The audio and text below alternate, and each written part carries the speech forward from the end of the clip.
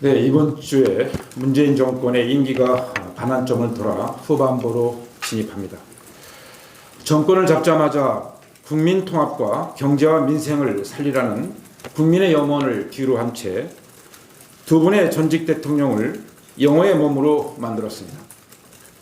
사상 유례 없는 전 정권의 인사들을 적폐로 내몰며 사실상 정치 보복과 탄압으로 대한민국을 갈라치기로 시작한 현 정권은 결국 조국 사태로 정점을 찍으며 대한민국을 광화문파와 서초동파로 두 동강이를 내고 말았습니다.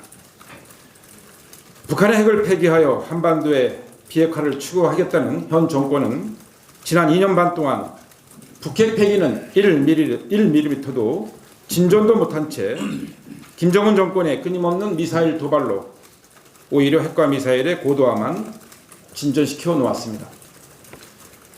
북핵에 맞서야 할 미국의 해구산이 포함된 확장 억제는 지소미아, 방위비 협상 등 불안한 한미 동맹 관계로 언제 해구산이 접힐지도 모르는 불안정한 상황이 전개되고 있는 상황입니다.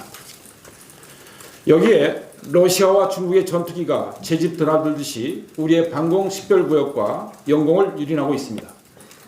중국의 사드 보복 여지는 계속되고 있습니다.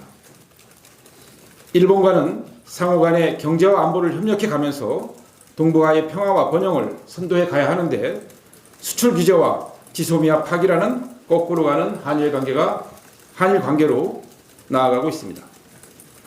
이렇게 문재인 정부 2년 반에 외교 안보는 실종을 넘어 파탄으로 가고 있습니다. 이 와중에 국정의 중심축인 청와대 비서실장과 안보실장은 북한이 핵실험을 몇 번 했는지, 미사일의 발사 수단은 무엇인지 또 제대로 모르는 그야말로 총체적인 부실 정권입니다.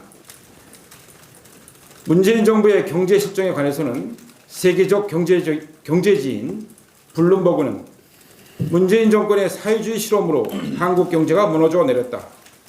아시아의 호랑이였던 한국이 이제는 계집 신세가 되었다며 직격탄을 날렸습니다.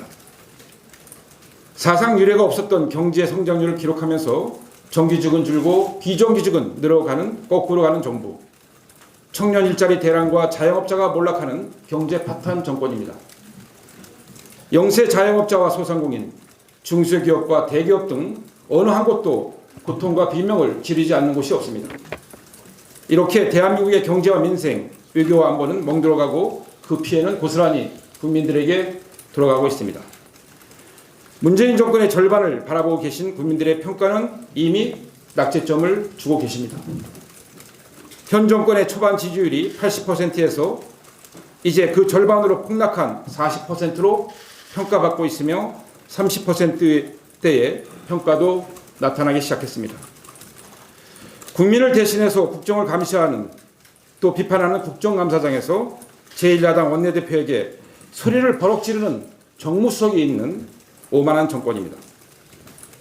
문재인 정권의 오만과 고집 그리고 불통은 대한민국의 국제적 고립, 동맹 파괴, 경제 파탄, 북핵 파행으로 필연적으로 이어질 수밖에 없을 것입니다.